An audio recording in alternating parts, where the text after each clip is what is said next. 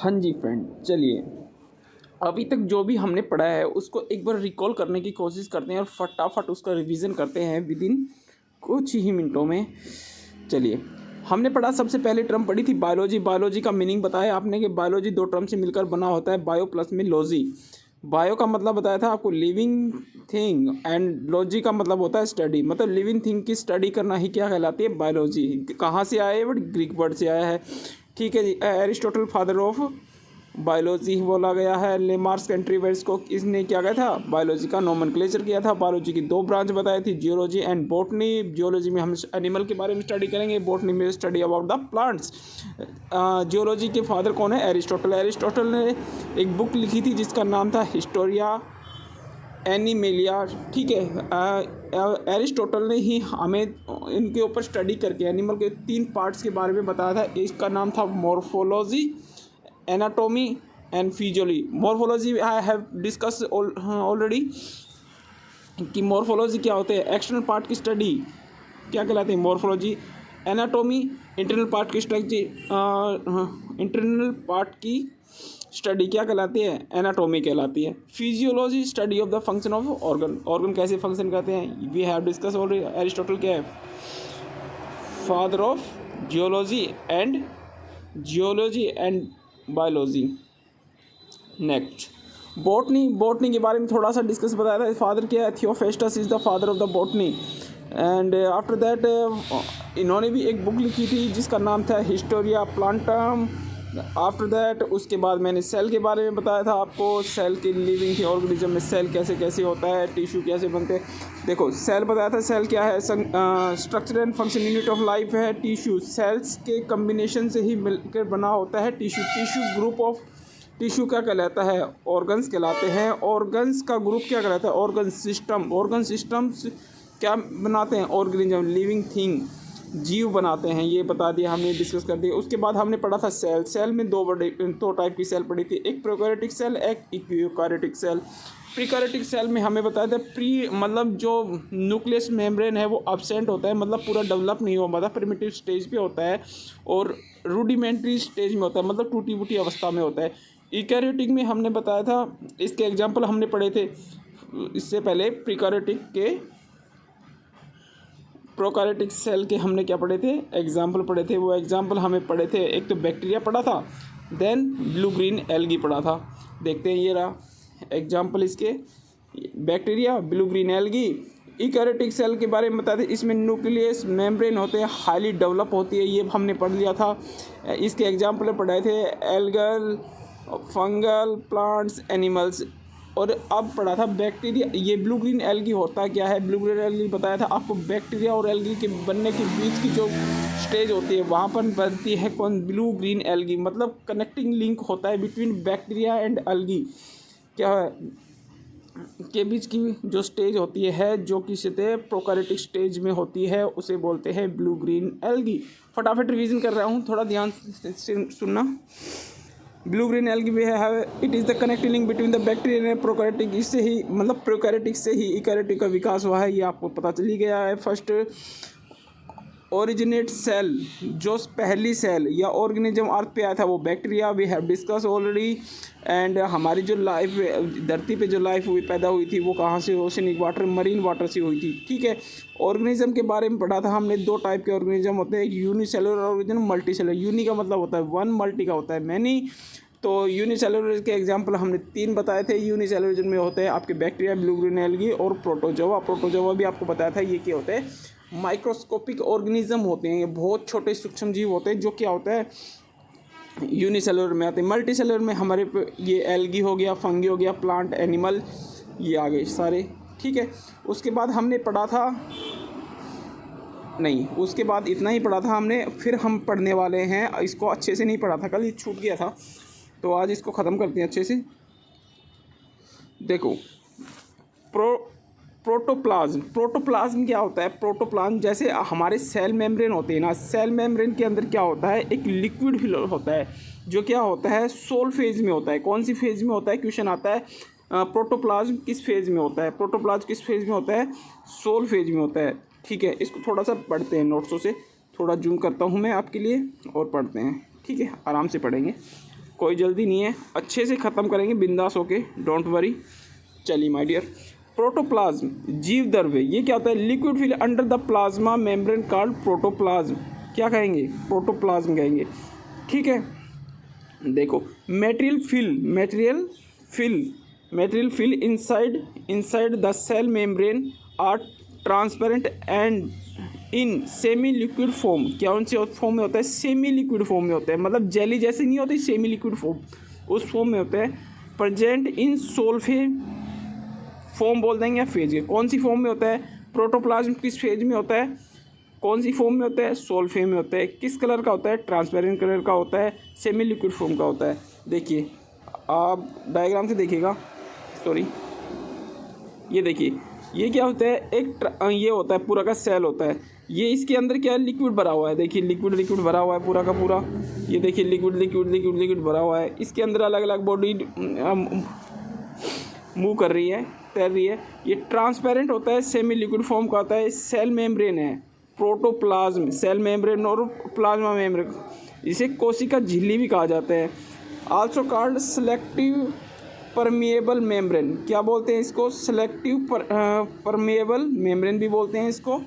ठीक है, ये हमने पढ़ा है अभी तक, मेरे हिसाब से आपको थोड़ा क्लियर हुआ होगा थोड़ा थोड़ा।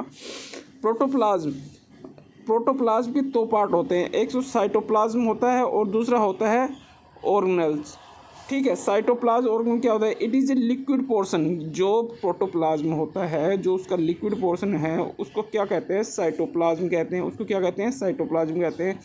और ऑर्गेनेल्स मतलब जो भी कोई उसके अंदर तैरते होते हैं ना, सॉलिड होता है, विटाइल होता है, और ये कुछ होता है विटाइल, एक्टिव बॉडी होती है, ये सब क्या कहलाते हैं? ऑर्गेनेल्स। मतलब प्रोटोप्लाज्म में दो पार्ट होते हैं भाई, आपको बताया कौन कौन सी पार्ट होते हैं। साइटोप्लाज्म क्या मतलब? जो लिक्विड होता है प्लाज्मा मेम्ब्रेन में या सेल मेम्ब्रेन में, जो लिक्विड होता है, उस लिक्विड को क्या होता है? साइटोप्लाज्म कहा जाता है। ऑर्गेनेल्स जो मतलब ये उसके अंदर क्या करेंगे? तैरते हुए होते हैं। मतलब देखिए इस डायग्राम से आपको नज़र आ रहा होगा, ये गोल गोल सी चीज़ें हैं, इनको क्या बोल सकते हैं हम? ऑर्गेनेल्स बोलते हैं। ये सॉलिड होते हैं, विटल होते हैं, एक्टिव बॉडी होते हैं, मतलब ठोस होते हैं, जीवित और सक्रिय होते हैं। ठीक है हिंदी वाले बच्चे, ठीक है, यहाँ तक तो होता है। प्रोटोप्लाज्म में मेरे हिसाब से क्लियर हो जाना चाहिए। प्रोटोप्लाज्म कुछ नहीं होता। अगर थोड़ा सा मैं डिस्कस करना चाहता हूँ, अगर वर्बली अगर आपको मैं थोड़ा सा आइडिया देना चाहता हूँ, प्रोटोप्लाज्म कुछ नहीं होता। जो हमारी सेल मेम्ब्रेन होती है, उसके अंदर एक टाइप का लिक्विड होता है, जो क्या होता है? सोल फेज में होता है। सोल फेज फॉर्म में होता है, जो क्या होता है? ट्रांसपेरेंट होता है। ठीक है, उसी सेमी लिक्विड फॉर्म में होता है। और प्रोटोप्लाज्म में दो पार्ट होते हैं, कौन से? साइटोप्लाज्म होता है ऑर्गेनेल्स क्या करते हैं? ये ऑर्गेनेल्स तो जो बॉडी उसके अंदर मतलब तैरती हुई होती है ना, उसे बोलते हैं ऑर्गेनेल्स। एंड साइटोप्लाज्म एक लिक्विड टाइप का होता है उसके अंदर। ठीक है, उसके बाद देखते हैं जी नीचे। उसके बाद नीचे देखिए, जूलियस हेक्सले, ये साइंटिस्ट थे। Julius Huxley state that protoplasm is a physical basic of life. Physical basic of life क्या होता है? फिजिकल बेसिक, देखिए सेल से कंपैरिजन मत कर देना इसका। एक साइंटिस्ट थे Julius Huxley, we have discuss already, कि इन्होंने क्या था, इन्हें प्रोटोप्लाज्म को क्या कहा है? ये फिजिकल बेसिक ऑफ लाइफ है। ठीक है, उसके बाद एक साइंटिस्ट आए, क्या है? पुरकंजे साइंटिस्ट ने ये वर्ड दिया था, कौन सा? प्रोटोप्लाज्म वर्ड किसने दिया था? क्वेश्चन आ सकता है। Protoplasm word given by Purkinje scientist द्वारा दिया गया। प्रोटोप्लाज्म इज डिस्कवर्ड, एक आता है भाई नाम किसने, वर्ड किसने दिया? पुरकंजे ने। डिस्कवर किसने? क्या था? डुजार्डिन। देखो डी से डिस्कवर और डी से डुजार्डिन, याद हो गया। जूलियस हेक्सले ने क्या कहा था? प्रोटोप्लाज्म को फिजिकल बेसिक ऑफ लाइफ है। ठीक है, ये तो हो गया प्रोटोप्लाज्म के बारे में आपको शायद क्लियर हो गया होगा। अब नया है बायोडाइवर्सिटी, जैव विविधता। ये कैसे होती है? Next time biodiversity. देखो भाई, जैव विविधता, जैव विविधता। देखिए इसमें कैसे क्या पढ़ेंगे, इसमें हम कैसे पहचान सकते हैं लिविंग थिंग को। सबसे पहले आता है शेप, फिर आता है साइज़, पहले आता है शेप, फिर आता है साइज़, फिर कलर। इनके बेसिस पे हम क्या करते हैं, जितने भी जीव है लिविंग थिंग है उनको क्लासीफाई करते हैं। ठीक है, जैसे एनिमल अलग से, वो प्लांट्स, माइक्रो ऑर्गेनिज्म, ये छोटे, इनकी क्या होता है, शेप अलग होती है, साइज अलग होता है, इनका कलर अलग होता है। इसके आपने बायोडाइवर्सिटी को डिफाइन किया है। चलिए जी, ये आपको पता होगा। प्लांट्स हमें ग्रीन क्यों दिखाए जाते हैं, क्योंकि एक क्लोरोफिल नाम का पिगमेंट्स होता है, उसकी वजह से क्या आता है, प्लांट्स हमें ग्रीन दिखाए जाते हैं। ऐसे ही हमारे ह्यूमंस होते हैं, उनमें कौन सा एक पिगमेंट होता है, उससे होता है मेलानाइन पिगमेंट, ह्यूमंस में पाया जाता है। ठीक है, प्लांट्स के बारे में बता दिया। ह्यूमन में कौन सा होता है, क्वेश्चन आ जाता है, ह्यूमन में कौन सा था, मेलानाइन पिगमेंट ह्यूमन के अंदर होता है। Melanin pigment is present for human skin colour. Human skin colour के लिए कौन सा पिगमेंट होता है, मेलानाइन। ठीक है माय डियर। चलिए भाई, colour of human body, generally हमारे चार टाइप के कलर होते हैं। एक होता है ब्लैक कलर, एक होता है ब्राउन कलर, एक होता है येलो कलर, एक वाइट कलर। भाई ब्लैक कलर, जैसे आपने देखे होंगे अफ्रीकन कंट्रीज़ है, जितने भी ह्यूमन है वहाँ के लोगों का कलर कैसा है, ब्लैक कलर है। हमारे इंडियन जो पर्सन है उनका कलर कैसा है, ब्राउन कलर क्या है। और जो येलो कलर के जो पर्सन होते हैं वो चाइनीज होते हैं, कोरिया, जापानीज़ ह्यूमन होते हैं वो वाइट। यूरोप कंट्री के जितने भी लोग हैं वो कैसे होते हैं, वाइट कलर के होते हैं। अब ये तो सिंपल है, आप भी कर लोगे, आपको पता भी होगा शायद ये तो। अब पढ़ते हैं थोड़ा मेटाबॉलिज्म। ये चीज़ है क्या जी, मेटाबॉलिज्म। चलिए जी, मेटाबॉलिज्म के बारे में थोड़ा डिस्कस करते हैं, थोड़ा सा अच्छे से पढ़ेंगे। क्वेश्चन मिल जाता है जनरली, यहाँ से क्वेश्चन मिल जाता है। वैसे तो कहीं से भी क्वेश्चन आ सकता है, बट कुछ कहते हैं ना सिलेक्टिव टॉपिक भी होते हैं। यहाँ से पढ़ते हैं थोड़ा सा। Metabolism activity are also called biochemical reaction. भाई मेटाबॉलिज्म इनको क्या बोला जाता है, इसको क्या बायोकेमिकल रिएक्शन भी बोला जाता है। किसका, मेटाबॉलिज्म जो एक्टिविटी होती है बॉडी में उसको। ठीक है, ये क्या है, एक वाइटल एक्टिविटी है, जैविक क्रिया है। कौन सी है भाई, क्वेश्चन आ जाता है मेटाबॉलिज्म कैसी एक्टिविटी है, वाइटल एक्टिविटी है। कौन सी रिएक्शन बोला जाता है इसको, बायोकेमिकल रिएक्शन बोला जाता है। बायोकेमिकल रिएक्शन दो टाइप की होती है बेटा जी, एक होते हैं एनाबॉलिज्म, दूसरी होते हैं कैटाबॉलिज्म। भाई एनाबॉलिज्म, कैटाबॉलिज्म, मेटाबॉलिज्म की जो बायोकेमिकल रिएक्शन होते हैं उसके दो पार्ट्स होते हैं, एक तो एनाबॉलिज्म, एक होती है कैटाबॉलिज्म। अब समझने की कोशिश करते हैं ये एनाबॉलिज्म क्या है और कैटाबॉलिज्म क्या है। जो आपके एनाबॉलिज्म का मतलब होता है, जो आपके छोटे छोटे स्मॉल टाइप के क्या होते हैं, मॉलिक्यूल्स होते हैं, उनको कंबाइन करके क्या मिलाया जाता है, एक कॉम्प्लेक्स फॉर्म में कन्वर्ट कर देता है। ठीक है, चलिए पढ़ते हैं इसको, नोट्स को पढ़ते हैं। थोड़ा सा जूम करके क्या जूम कर देता हूँ आपके लिए, लीजिए। इसी को ख़त्म करते हैं, पहले ये लीजिए। एनाबॉलिज्म क्या होता है, synthesize of anything inside the body called anabolism. Synthesize मतलब कोई स्मॉल, देख नीचे वाला लाइन देखते हैं, combination of simple molecules to form a big molecules called anabolism। मतलब छोटे सिंपल मॉलिक्यूल्स होंगे, उनको क्या करेगा, उनको जोड़ कर क्या कराएगा, एक बड़ा सा मॉलिक्यूल्स फॉर्म कर देगा। उस जो वो रिएक्शन होती है, जो प्रक्रिया हुई है, उसको क्या बोला जाए, एनाबॉलिज्म एक्टिविटी बोला जाता है। एनाबॉलिज्म एक्टिविटी, जैसे देख रहे होंगे ये स्मॉल मॉलिक्यूल्स है, क्या है, स्मॉल, इनको क्या है कंबाइन करके क्या बना दिया, इनको एक बड़ा सा मॉलिक्यूल्स बना दिया। इसी को क्या बोलते हैं हम, एनाबॉलिज्म एक्टिविटी बोलते हैं। ये कहाँ पे होती है, मेटाबॉलिज्म में होती है। इस जैसे न्यूट्रिएंट्स हैं, हम जो भी कुछ खाना खाते हैं उससे हमें न्यूट्रिएंट्स मिलता है, वो एक प्रोसेस, उसको क्या करता है, वो एक प्रोसेस है। वो कैसा है, एनाबॉलिज्म प्रोसेस है। छोटे छोटे मतलब कुछ भी खाया, मतलब स्मॉल पीस से हम मॉलिक्यूल से मतलब थोड़े एनर्जी मिली, उनको क्या हो गया, जो भी न्यूट्रिशन था उनको क्या है, कॉम्प्लेक्स फॉर्म में कन्वर्ट कर दिया, उसको क्या बोला, एनाबॉलिज्म प्रोसेस। ठीक है, यहाँ तक हो गया। अब समझ में आ गया होगा एनाबॉलिज्म प्रोसेस क्या होता है। जो सिंपल मॉलिक्यूल्स रहते हैं उनको क्या करता है, बिग मॉलिक्यूल्स में कन्वर्ट कर देता है, यही है एनाबॉलिज्म प्रोसेस। और क्वेश्चन आ जाते हैं, न्यूट्रिशन किसका एग्जाम्पल है, न्यूट्रिशन किस है, एनाबॉलिज्म प्रोसेस का एग्जाम्पल है। चलिए कैटाबॉलिज्म जस्ट इसका उल्टा है। कैटाबॉलिज्म क्या है, इसका जस्ट उल्टा है। वो कैसे, इसमें क्या करते हैं, जो आपके बिग मॉलिक्यूल्स होते हैं ना, कॉम्प्लेक्स मॉलिक्यूल्स होते हैं, उनको ब्रेक डाउन कर देता है और स्मॉल मॉलिक्यूल्स में कन्वर्ट कर लेता है। ऐसे ही कुछ उल्टा हो गया ना। Break down of anything inside the body form complex form from to simple form called anabolism. मतलब कॉम्प्लेक्स फॉर्म में कन्वर्ट कर देता है, किससे, सिंपल फॉर्म से।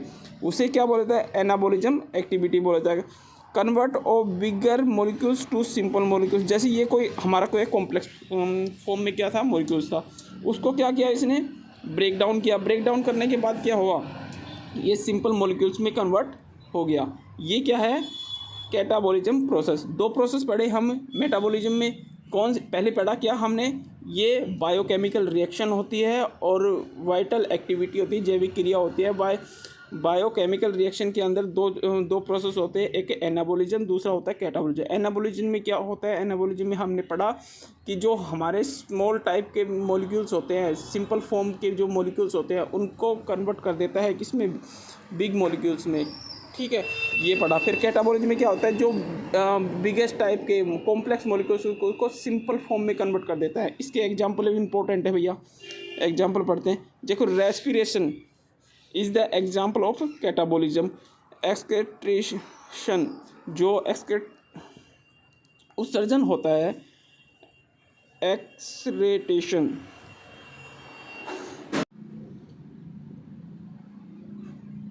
ये एक्सक्रेशन की स्पेलिंग सही कर लेना, ई नहीं सी है। एक्सक्रेशन उत्सर्जन होता है, ठीक है। रेस्पिरेशन, एक्सक्रेशन किसके एग्जांपल है, कैटाबॉलिज्म के एग्जांपल है, ठीक है भैया।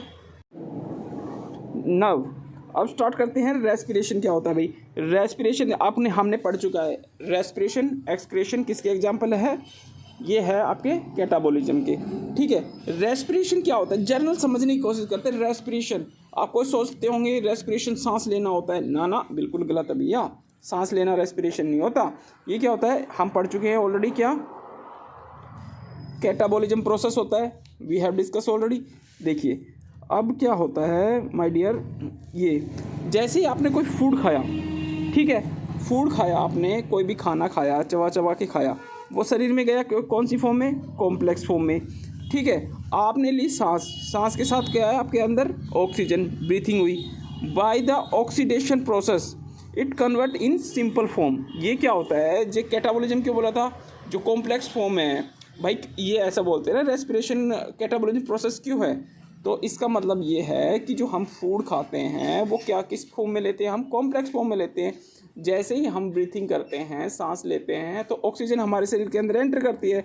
ऑक्सीजन क्या होती है, उसमें इन्वॉल्व होती है, कौन सा वो रिएक्शन करवाती है, ऑक्सीडेशन रिएक्शन करवाती है, प्रोसेस होता है, जिससे ये कॉम्प्लेक्स फॉर्म का जो फूड होता है वो किस में कन्वर्ट हो जाता है, सिंपल फॉर्म में। जैसे मैंने बताया था न्यूट्रिशन, इसका एग्जाम्पल है एनाबॉलिज्म का। वो कैसा था, उल्टा था, वहाँ पे वो सिंपल फॉर्म को क्या कर रहा था, कन्वर्ट कर रहा था किसमें, कॉम्प्लेक्स फॉर्म में। बट कैटाबॉलिज्म इज डिफरेंट, उसका जस्ट उल्टा है, ठीक है।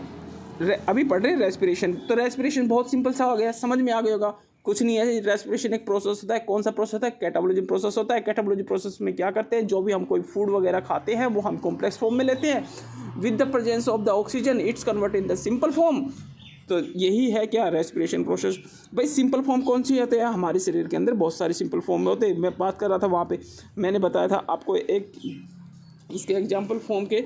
देखो मैं थोड़ा जूम करता हूँ इसको, सॉरी।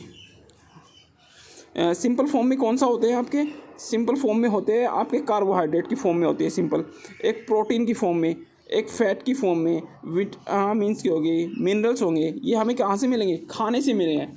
खाना तो हमने बहुत सारी कम्बिनेशन, बहुत सारे minerals, fat, protein, carbohydrates, minerals, ये हमारी बॉडी में एक साथ लिए थे ना हमें कॉम्प्लेक्स फॉर्म में। लेकिन रेस्पिरेशन के कारण क्या किया है, ये अलग अलग पार्ट में डिवाइड हो गए। जिस मतलब हमारी बॉडी के जिस पार्ट को जिस चीज़ की ज़रूरत है वो यहाँ से ले लेगा। मतलब प्रोटीन की ज़्यादा ज़रूरत है, प्रोटीन लेगा हमें, मतलब आलू खाया, कार्बोहाइड्रेट, प्रोटीन, दाल खाई, प्रोटीन मिल गया, विटामिन वाले कुछ मिनरल्स वगैरह कुछ खाया, तो हमें क्या मिला, एक कॉम्प्लेक्स फॉर्म से